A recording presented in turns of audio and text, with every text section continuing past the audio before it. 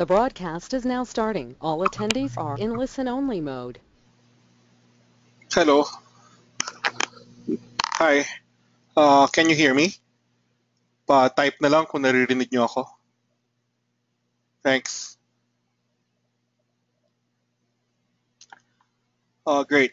So we still have 5 minutes. Antay na lang natin muna yung iba. 55 signed up. 55 na yung naka-sign in. 250 yung pinayagan ko to register. 100 so far yung nag-register. Antay lang tayo konti. Salamat.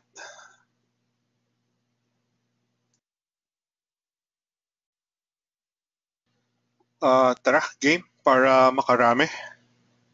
So thank you very much for signing in tonight. Kahit na alam kong Sunday at marami kayo siguro pinagkakaabalahan to prepare for tomorrow.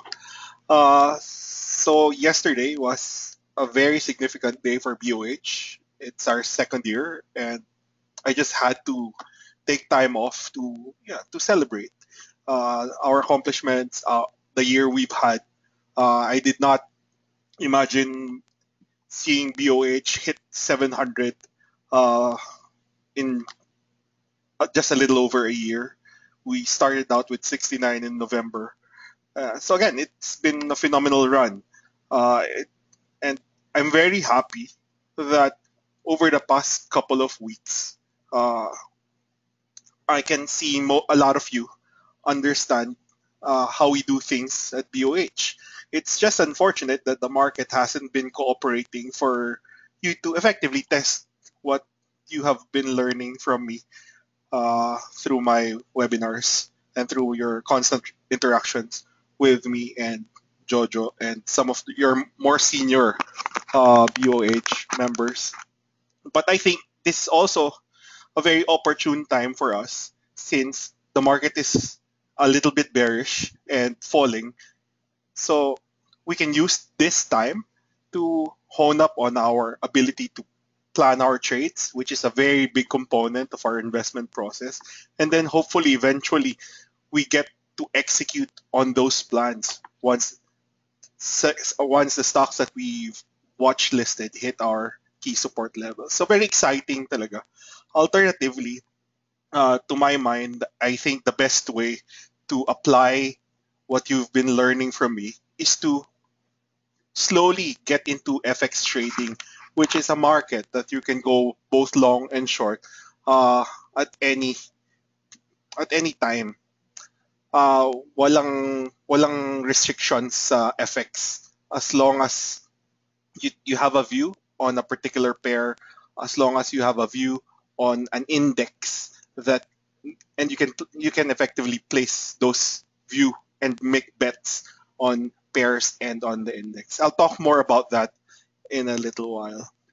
So let me get into what's been happening to our market the past couple of weeks or the past couple of months. Um, First, let me just pull up my AMI broker chart. It's going to be a bit choppy, so pagpasensyahan nyo na ng konti. So this is what our market looks like right now. It is a confirmed uh, head and shoulder pattern. Medyo, it has been a series of head and shoulder pattern. Parang each level na lang may head and shoulder structure tayong ma-observe. Uh, so between July until the breakdown finally in January, that was one big head and shoulder structure. Now I did a brief review on volume if volume did confirm or affirm the topishness of our market during this period. Let me pull up that slide. So here, between June 2015 and January 2016, you can steadily see value turnover slide or you average value turnover churn out lower value turnovers at each face of the head and shoulder structure. Now, this is classical volume analysis on head and shoulder structure. So, wala na tayong pagkakaila na head and shoulder talaga siya. I was only hesitant to call it head and shoulder because I have previously kasi hindi ko pa tinitingnan yung volume kung nagko-confirm ba siya dun sa classical definition. Yung classical definition kasi ng head and shoulder, sinasabi, heavy volume on the left shoulder, heavy volume on the head, and then lighter volume or lower volume on the right shoulder. And yun talaga yung nakita natin sa market. That when the market fell from 8,100 all the way to 6,600, the transition between 6,600 to 7,350, thin volume na talaga yung nakita natin doon. Kaya tayo, pinag-usapan natin, paulit-ulit tayo about the liquidity trap. Well, apparently, kahit yung, when you look at classical technicals, ganito talaga nag-evolve yung topish structure. Nagde-decline talaga yung value turnover. Kaya tama yung call natin na may liquidity trap. Kaya tama rin yung positioning natin na hindi tayo nagfo-fully invest dun sa market. And again, tiningnan ko ulit naman yung continuation head and shoulders na minap out natin between 6,600 to 7,350. To some extent, ganun din naging story. Nung left shoulder, 9.9 billion ang naging value turnover during that formation ng left shoulder. Tapos nag-drop siya to 7.6 billion. And then finally, nung going to Christmas, yung right shoulder niya, nag-hit na lang ng 5.8 billion. So again, continuation head and shoulders, being confirmed by the volume analysis and by the volume that we saw over the past couple of months or since August. So walang kaduda-duda, ito talaga medyo problematic for the market. So there is really little risk na maiiwan ka dito sa market na to. There is a lot of risk na masyado kang maagang papasok sa market na to. Kaya tayo, ang ginagawa natin, we're keeping our cash levels very high. We're only looking at really bombed out names and some resilient ones, at least when insofar as index names are concerned.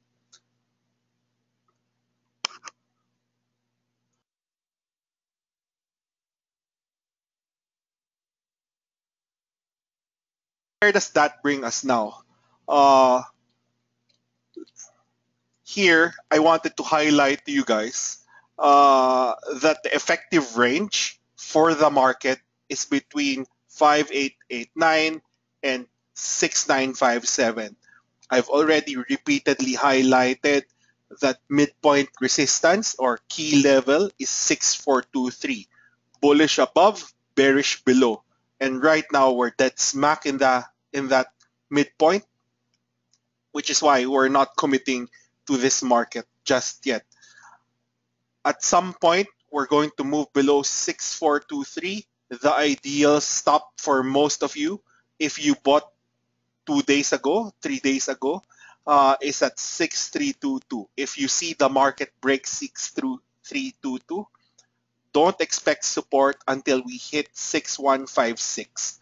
Personally, I don't like buying 6156. I think we can do better than that. I think the next support levels between 5889 and 6013 mas ideal na buy range for us. Again, ganito yung range na tinitingnan ko for now.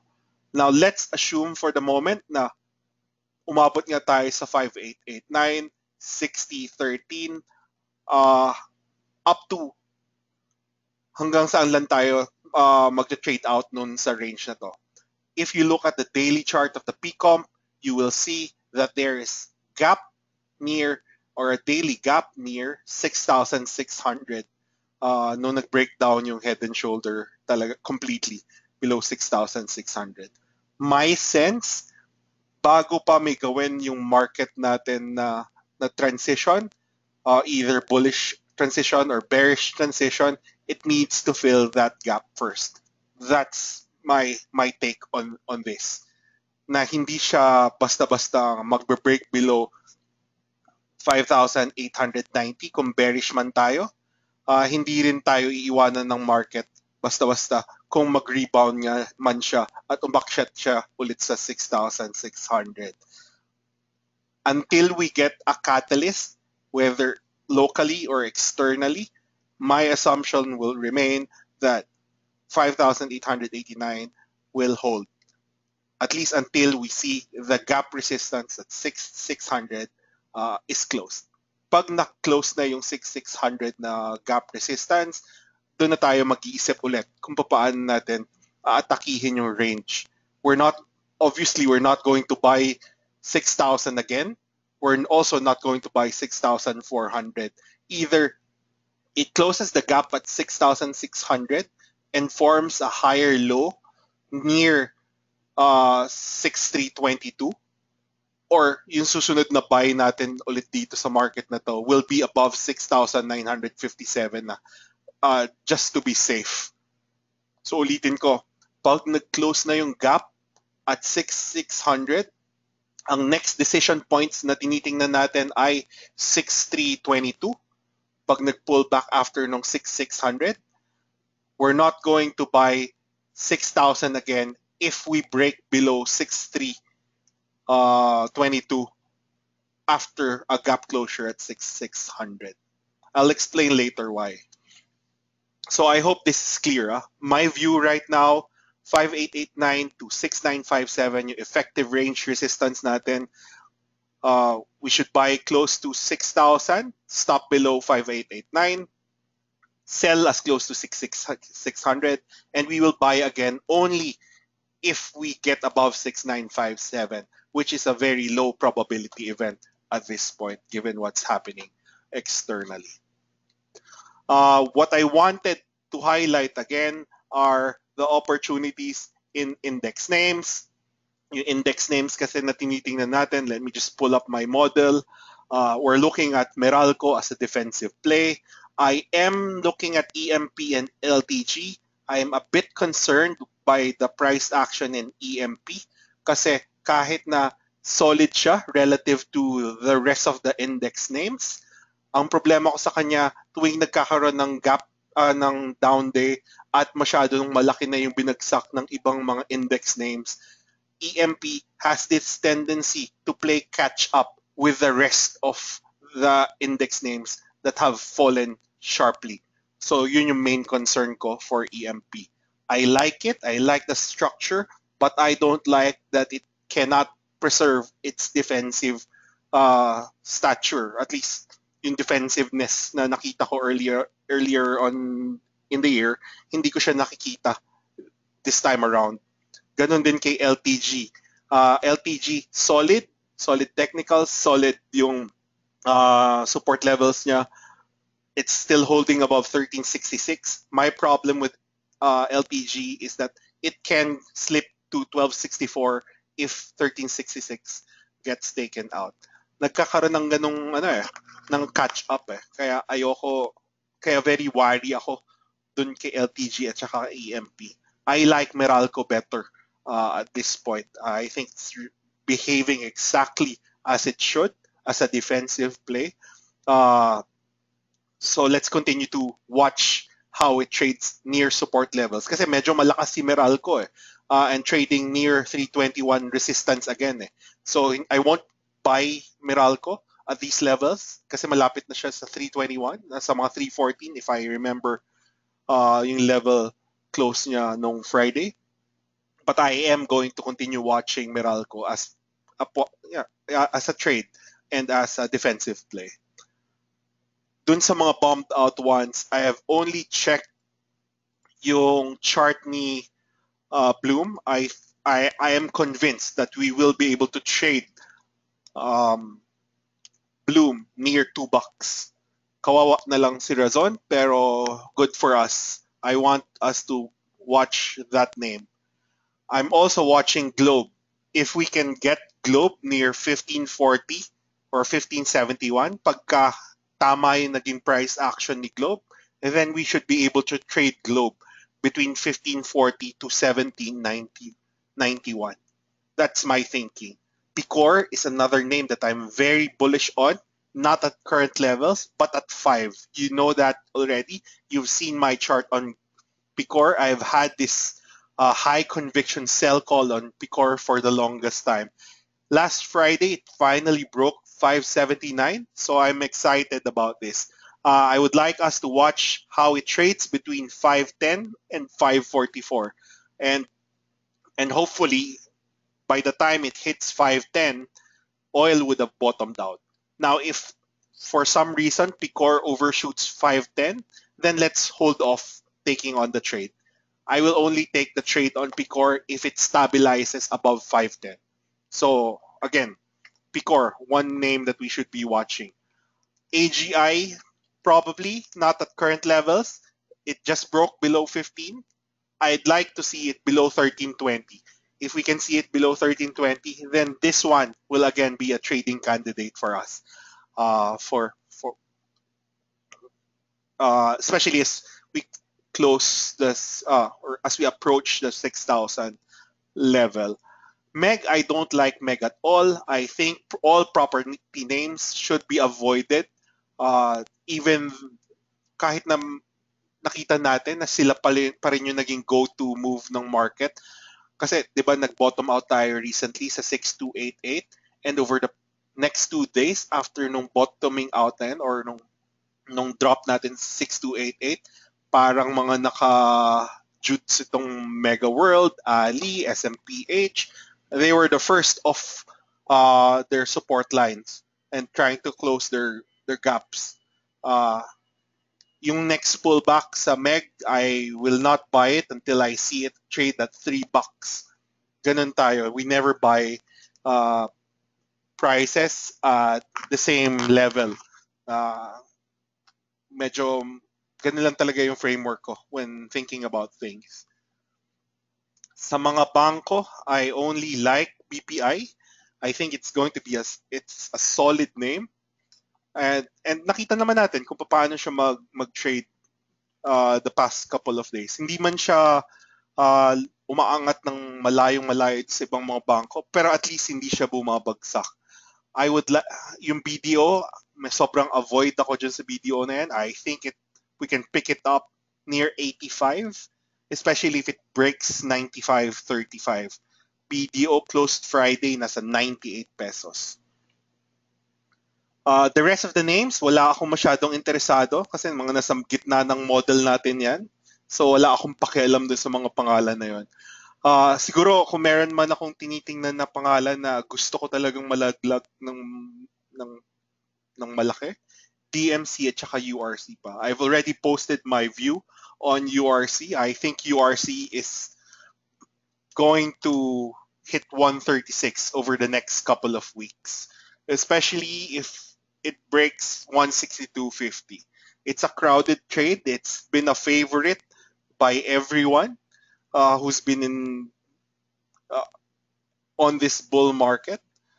So I think it's a crowded name that will not outperform anymore. Foreigners have already sold out of URC. They've covered some, but they will sell again. I'm pretty sure of it. Ganun din yung naging view natin sa DNL. The other name dun sa index names na tinitingnan ko is DMC. I would like to see DMC completely break down below 1240. It's trading near 1212 now. I think it will break below 1080, which is the August low it printed last August. Yeah, it's August low. I think we can pick up DMC between 920 and 960. So at least those are some of the names that I'm looking at the moment. At least ganun ko tinitingnan yung mga index names ngayon. Ganun ko bini-breakdown lahat. Hindi ko pa na-identify kung sino talaga yung magbababa sa merkado. But I think candidates dyan for na magpo-pull down sa market, Citel, AC, Ali. Yan tatlong yan. Sila yung mga big weights that can potentially bring the market down. JGS din nga pala, sorry. Nakalimutan kong banggitin. Ayaw ko si JGS. I think we can pick up JGS close to 60.15. But I also think that JGS, kahit na mabili mo siya sa $60, it's currently trading at 63.80. I think JGS will break below 60.15 and we will be able to pick it up near 52 or 50 bucks na levels. Now, kanina nabanggit ko sa inyo, balik lang ako dito sa slides na na-prepare ko. Ang view natin, range support 5889 to 6013 will hold. But I also think that we should not be too aggressive in deploying at these levels given what we're seeing now in global equity markets. Ang problema ko lang pagka pinull up ko kasi itong mga charts dito ng global equities, baka nag-choppy yung reception, pero pagtiyagaan na lang muna natin para lang makita nyo kung ano talaga yung itsura ng global equity markets at this point. So first, yung chart na gusto ko pakita is crude oil. Crude oil trading below 30 bucks. It's threatening to slide even further. Main concern dito, of course, is if crude oil continues to fall, it could imply that growth is slowing down dramatically. So malaki yung impact nun insofar as yung perception ng deflation is concerned, which is a big concern at this point. China, if you look at China, medyo malaki rin yung naging slide ng China. It failed to hold the support line that I was looking at. I really thought the 30.96 support for the Shanghai Class A would hold. It has not. It broke down last week, and it looks like it will slide by another 400 points before it settles down. So there's a big concern right now on Chinese equities at least, and we already know that if Chinese equities keeps on getting hammered, it will affect how developed market equity markets are trading. I also thought that the dollar index would top out. It has not topped out, but good news is hindi rin naman siya nagra-rally pa further against developed market currencies. But if you look at the dollar against Asian currencies like the Philippines, makikita mo nagbe-break out higher yung USD PHP. USD PHP already overshot my target of 47.69 last week. It closed at 47.87, and we already know that whenever that as long as the USD PHP is rising, there is absolutely zero probability that equity markets can rally or will rally. So medyo solid eh. If you nag-zoom out ka pa dun sa chart ng USD PHP, ang laki pa ng upside niya. Si Jonathan Ravelas, we were talking on Twitter, he thinks that we will top out mga 48.50, but looking at the chart of the monthly chart of the dollar peso, parang lalagpas. But hopefully sagad muna at 50 bucks. May psychological resistance ka at 50 bucks. And that's what I'm banking on in the near term. That even if the dollar peso continues to hit higher, mauntog siya near 50 or near 49.50, should carve out some type of short-term bottom in local equities, near 6,000 preferably. So may ganun dynamics tayong tinitingnan. Ang main concern ko, of course, right now is yung volatility in US equities. Volatility, if you look at it, it's trading at 26-25% at the moment. As long as it's trading above 26-22, there is a good chance that it will continue to go up.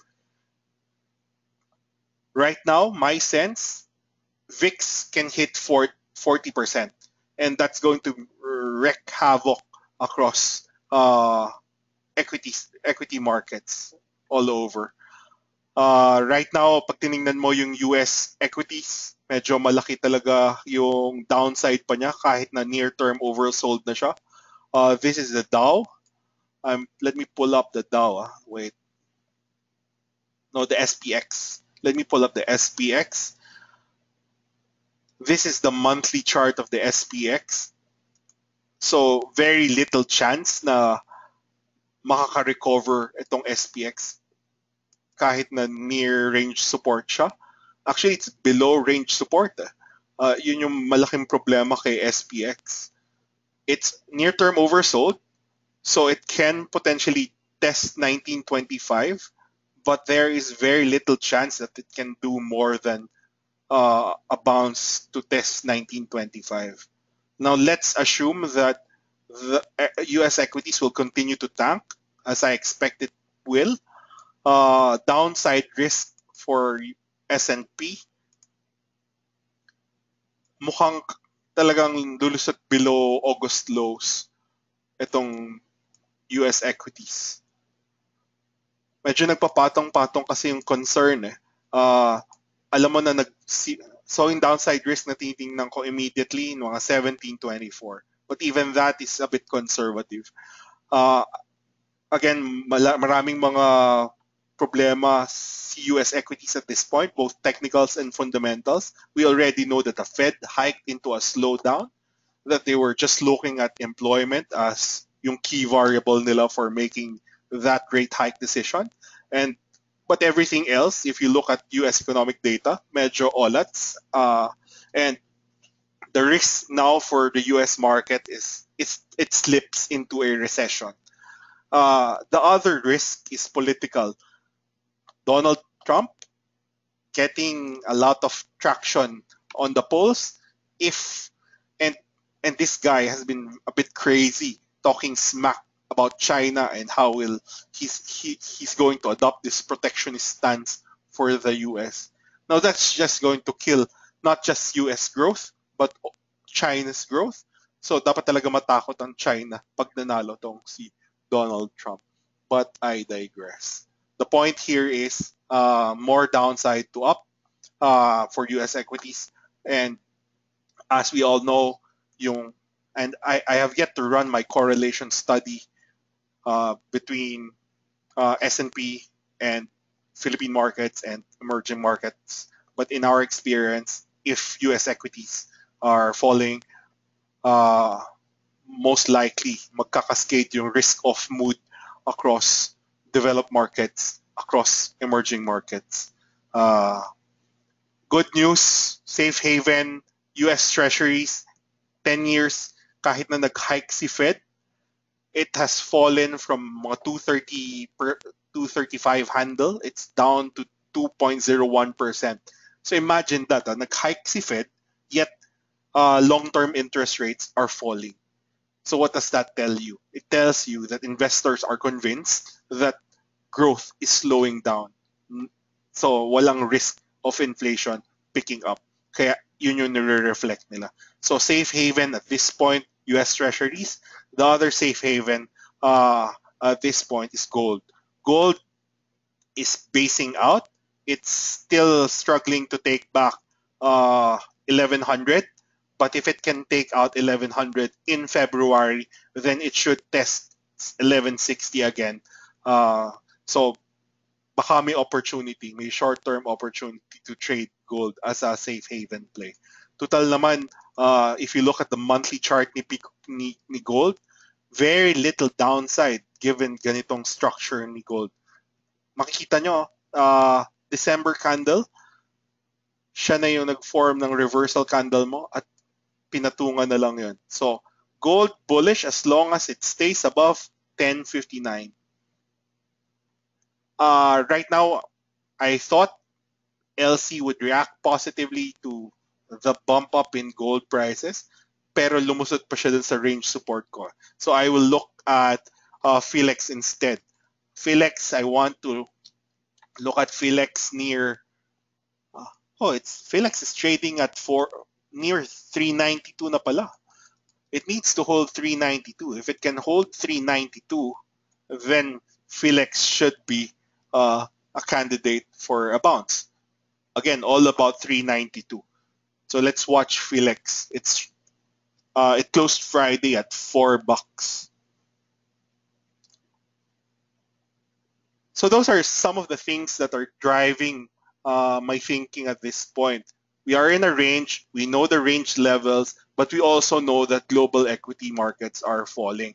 So kung last week sinabi ko sa inyo na pag bumibili kayo ng mga index names or ng kahit na anong name, kailangan lagi nyo kino-compare yung presyo ng stock na gusto nyong bilhin dun sa kung nasaan na ba si index. Lagi tayo buying relative to index. If the index is trading away or far from support, there is more downside risk for you if you buy names that you buy at support pag malayo pa si index sa support niya. Ulitin ko ha, kahit na malapit na yung mga pangalan na tinitingnan nyo sa support lines nila, pag si index may downside risk pa at ang tendency niya is mahulog pa, most likely yung mga mabili nyo close to support ay magbe-break below support pag si index ay tumuloy-tuloy pa yung pagbaba niya. Which is right now yung view natin on the index. So right now, so balikan natin. If we're going to buy the index, our index, we should compare the index now dun sa range support naman ng S&P, ng Dow, and everything else. Ganun lang tayo, relative to benchmarks, relative to other markets tayo. Pag nag-assess ng ng strategy for deployment. Now, I wanted to highlight this. This is not my baseline view, but admittedly, it's symmetrical and it's beautiful if it happens this way. Right now, the market is trading above 6423, the midpoint of our range.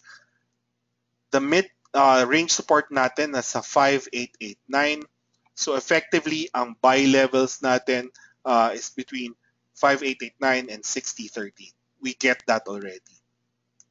But I want to highlight this risk that if we break below 5889, there is no known support below 5889. Pwede nyo isipin na may range, may support ka sa 5,600. Pero to my mind, yung support na makikita mo sa 5,600, very flimsy. To my mind, margin of safety ko na lang yung 5889 to 5600 level. Na pag bumili ko sa 5889, i-assess ko ng i-assess hanggang 5600 yung mga position na mabili ko sa 5889 kung ibebenta ko ba sila. Ideally, gusto natin pag nag-break below 5889, automatic stopped out tayo in position. Pero ang sinasabi ko, if you want to be conservative about your positioning and you want to see a real breakdown first before cutting, although I don't recommend it, the last line that you should look at is yung 5,600 support line. Again, to my mind, pag nag-break 5889, game over na.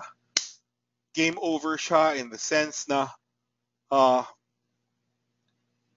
there will be no known support until we hit 4,500 or 4,000. Worst case, 4,034. Worst case na yun. I think 4-5, we should start buying 4-5 pagka nag-breakdown tayo ng 5889. Again, pag nag-materialize tong view na to, I fully expect people to start buying 5,600, 5,350, 5,250, 4,900. And there will be bounces dun sa mga levels na yon. Magiging tradable yung market. Pero hindi matatapos yung bearish trend ng market until we hit 4,500, 4,000 level. That's the view. That's the big picture view if we break below 5889. Right now, wala pa akong transition script for the market na from 5889. What this means is, pag nakabili tayo 5889, mag-bounce si market, ang view ko lang is hanggang 6600. Wala pa akong script for the market that can take it above 6957, assuming na mag-hold yung support at 6600. So effectively, we're just trading the range. Pag nakabili tayo ng 6,000 hanggang 6,600 na range lang binibentahan natin. Kung mag-overshoot man, swerte, benta pa tayo ulit. At this point, pag nakabili tayo sa 6,000, I am willing to zero out equity position pag makabenta tayo ng 6,600 or end up. Ganon yung mindset ko ngayon for the market. Kasi nga, ito yung downside risk natin. Again, people will write off the market pagka umabot tayo ng mga 4,500 to 4,000 level. Pagka ganun yung nangyari, we will go all in. I think magbabounce siya, magre-retrace siya 50%. 60-95 yung 50% retracement from 4,000. Etong structure na to, mako-complete niya kasi at 6,100. Pero there is a way to invalidate itong bearish pattern na to by punching above 60.95 or yung 50% retracement. If it can punch above 6,100 from 4,000, then I guarantee you we will go back to 7,600. Again, this is very early view ng big picture technicals natin. A lot can still happen, but I'm outlining in broad strokes what you should expect from the market. Pagka nag-break yung support line natin, pag umabot tayo ng 4,000, ano yung klaseng bounce na pwedeng expect natin doon?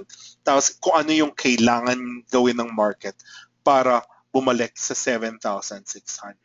I am very convinced that we are going to go back to 7,600. We have an unclosed quarterly gap sa PComp index natin at 7,500 to 7,600 level. So yun yung kinaganda nitong ganitong klaseng bearish script. I know we're going to go back to 7,600 if we ever do this, if we follow this script. Kinailangan ko ng magmuni-muni talaga bago ko tanggapin na itong downside risk natin on the market. But right now, I'm just guarding us or protecting us from such downside risk. Even though my baseline view is we can trade 6,000 to 6,600 at this point. So yeah, that's pretty much it for me. Just a recap. So global equity markets on the cusp of breaking down. Yung main drivers niyan, global growth scare, China, and Fed idiotically hiking rates in last December. PComp baseline view natin, 5,900, 6,000, yan yung range support. We expect that to hold. My problem is global equity markets, OLATs. So timing-wise, kahit gusto ko man mag-all-in tayo sa 6,000, dahil OLATs global equity markets, baka hindi tayo mag-all-in at 6,000. Kasi nga, big picture risk, medyo malaki yung downside pag nag-break below 5,889 tayo. Ang preferred view namin or preferred positioning at this point is increase FX allocation. Kaya kung mapapansin nyo, yung sa equity allocation report natin, instead of just having cash at 75%, we want cash to just be at 50% with 25% exposed or allocated for FX trading. Yung last year, yung commitment namin to you guys is we will keep BOH FX Society free for all BOH members until March 2016.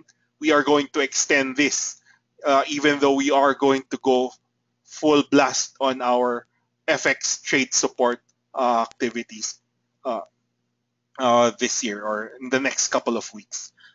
We are extending yung free period for BOH FX Society to September 2016. Kasi nga gusto namin na nakakatulong pa rin kami sa inyo to trade, to make money, kahit na yung market natin is undergoing this broad range transition. Having said that, kahit na hindi kayo mag-trade ng FX naman, napakita naman namin sa inyo since 8,100 that we have this uncanny ability to be able to identify trading opportunities at every range transition. Sa lahat ng range transition, napakita namin na meron tayo na to trade. When the market was trading between 7,700, 7,800, and 7,300, we were trading the market actively then. When the market fell to 6,600 and traded up to 7,350 over several weeks, we were actively trading that market again. At ngayon, nakita nyo nag-break below 6,600, na-identify pa rin natin talaga kung sino yung mga outperformers at kung sino yung dapat natin pinapasukan names. Meralco, LTG, EMP, Davin, etc. So ganun din tingin namin na kahit na mag-break below tayo ng 5,800, laging may technical support levels that will provide brief opportunities to make money in this market, and we will be able to identify that all the way to 4,000 or 4,500 if necessary. It will never be a dull moment. We will never walk away from this market. Since it's our only market kung hindi kayo mag-FX. Pero for now, if you can do FX, we strongly encourage you get into FX.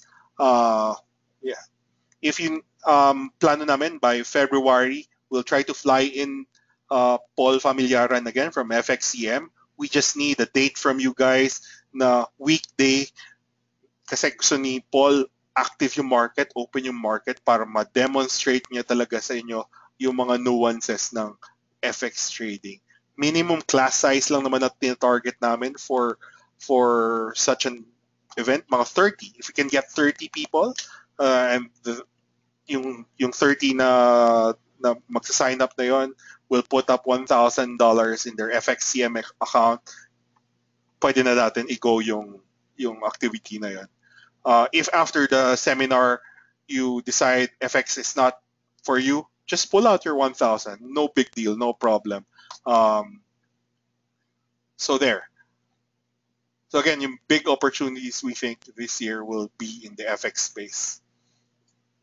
If you guys have stocks that you want to look at, pa-post na lang. Tapos tingnan natin kung ma-cover natin sila bago mag 9 o'clock. First request dito, volume analysis on San Miguel. Let me pull up my magic dashboard.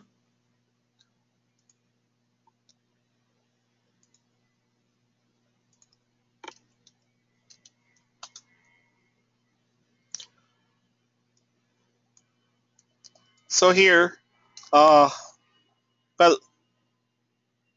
SMC volume has been very decent, or has been, very impressive. It's trading by more than 1 million shares over the past 2 days. The only problem I have is that even though it's trading by a little over 1 million, it still hasn't broken out above 60.15. If it needs to break out 60.15 to test top end of the range at 62.70. I think it will only do that if it can trade by a little over 1.4 million shares or 1.2 million shares. So it needs to trade by a little over those volume levels before it can do anything. Near term, it's stretch. Pwede pa rin talaga mag-pullback si SMC. Kasi pag tinignan nyo yung parameters ko, it's trying to hold above 57.63. If you bought it below 52, then have your stop close to 57.63. Or if if you bought it below 47 rather, you can have your stop near 55. Mas maging liberal na lang kayo kasi maganda naman yung cost nyo. Kung humabol lang kayo, then have your stop closer to 57.63. It needs to take out 60.20 hanggang 62.70 para lang umangat siya. Near term stretch, 50-day moving average still at 49 bucks. So it may need to consolidate some more below 60.20 before it can do anything at this point. But again, we like the name. It has proven to be a very good call on our part. So let's stick with it. We just need to manage the trade regardless of yung view natin about the market. Next name, Dimple. Dimple retraced more than I expected. I wanted Dimple to hold above 1165.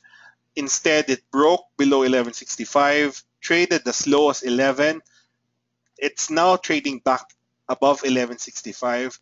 I need to see some evidence that volume is coming in or flowing in a Dimple before I reissue my buy call on Dimple. I still like the name.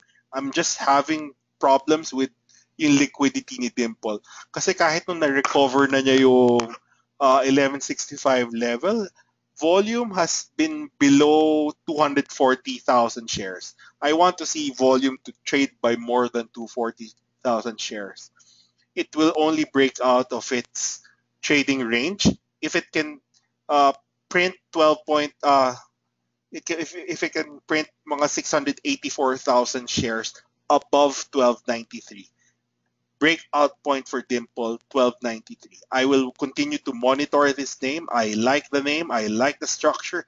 I'm just disappointed that we haven't seen enough volume. Kaya ganito kalaki yung naging drawdown after it topped out above 1293. Itong si Dimple. Next name, DD. I don't like DD. I think DD will slide to 1781. DD is currently holding above 2027, which is a reference level that we already made. The only time that my bearish view on or my topish view on Dimple will be invalidated is if DD takes out 2273. Ganun na lang natin tingnan yan. So effective range niya ngayon 2027 to 2273. If it breaks below 2027, the next support line 1781. I cannot add anything more to that analysis. Yan, medyo klaro naman yung trading range for DD. Jerry, well, no change in view here. I would continue to watch this name near 087. It will only confirm a reversal if it can take out 98 cents or 99 cents. So let's watch this name. Nasa range support siya. Although, when in the grand scheme of things, when you're trading our market at this point, you would, ang suggestion ko, prioritize index names. Especially if the market is falling. Kasi first off, from support levels, pag nagkaroon ng technical bounce on the index, would be index names. But let's see. Tingnan natin. Maganda rin naman yung naging rebound, one-day rebound ni Jerry after trading near 087. But if it breaks 087, then game over. Huwag mo niyang pagtiyagaan si Jerry. So let's watch that name. Volume-wise, when it had that bounce 3 days ago, olats din yung volume. Hindi rin ganun ka-impressive. Nasa mga 3.3, 3.2, 3.7 million shares. Although nagkaroon ng capitulation volume pala 6 days ago at 1 peso 102. Pero yan, mga 5.4 million shares yung kailangan mo i-print above 1 peso para ma-confirm mo na nag-reverse na talaga yung downtrend niya at nag-transition na siya into a trading range. Itong si Jerry. Next name. Well, tech has obviously disappointed me.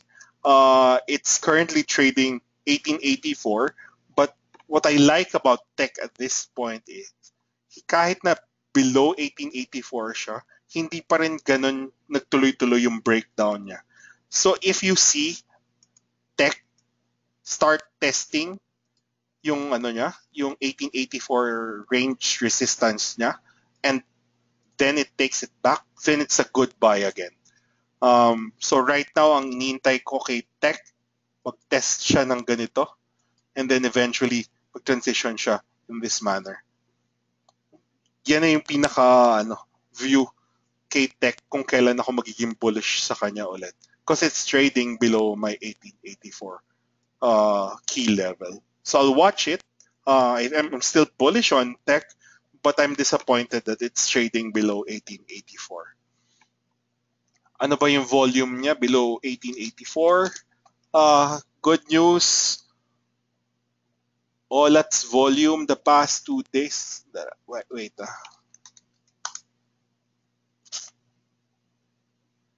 Yeah, volume has been very dismal the past 10 days actually.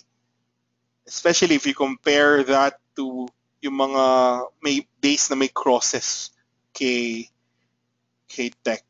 Crosses kay tech came above 2075. So yung mga malaking buyers kay tech instant ipit. Even if you look at yung MVWAP kay tech, the closest MVWAP is at 1774. Or above where it closed last Friday na 1762. So no risk of tech running away from us. Let's watch it. I still like the name. It's just trading below my range support at the moment. Next name, SPH. Well, SPH looks solid. It's still trading above 245. If it can continue to hold above 240, it should be fine. So immediate reference range natin dito, 245 to 270.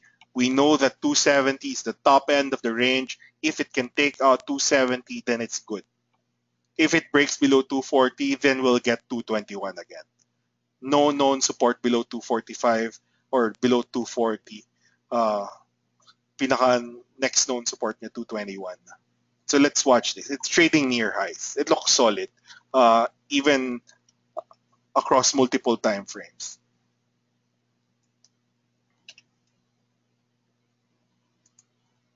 Next name, SSI. I want us to watch SSI. I like SSI. I want SSI to hit 183 to 213 level. I'll start considering the trade between 183 and 213. You just need to run your risk-reward template and plan your trade based on these parameters. Tradable siya, 183, resistance 244, top end of immediate range, mga 305. Pero I doubt abot yan 305. So good naman yung yung risk reward, yung gains mo na pag bumalik siya sa 244 from 183. 30%. That's 30%. Diba? Kahit ang average mo 198, still good. 23% upside if you get an average price of 198 on SSI.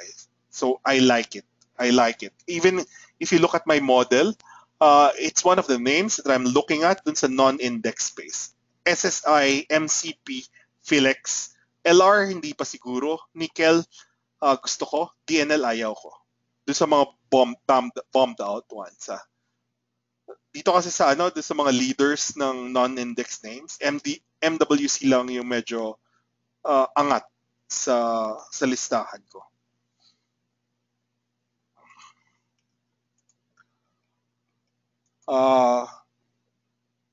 What else? Lib.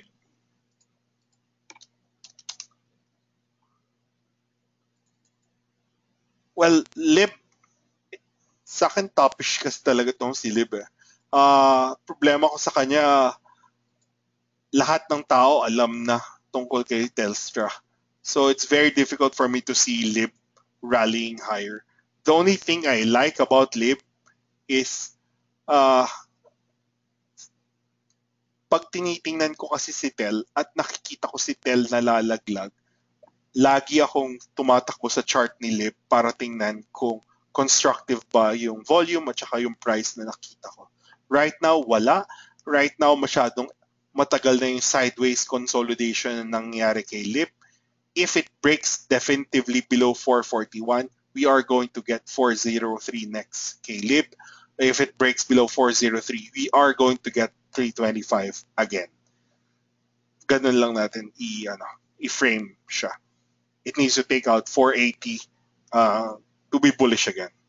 It's in a range.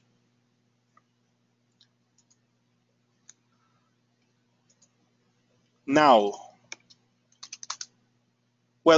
is still holding support at 0.62. It can be a double bottom.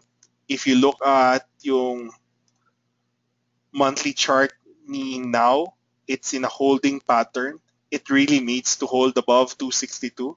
If it breaks below 262, all odds. Quarterly, Now is not going to go anywhere. Pag tinignan mo yung quarterly, it's in a trading range, even on the quarterly scale.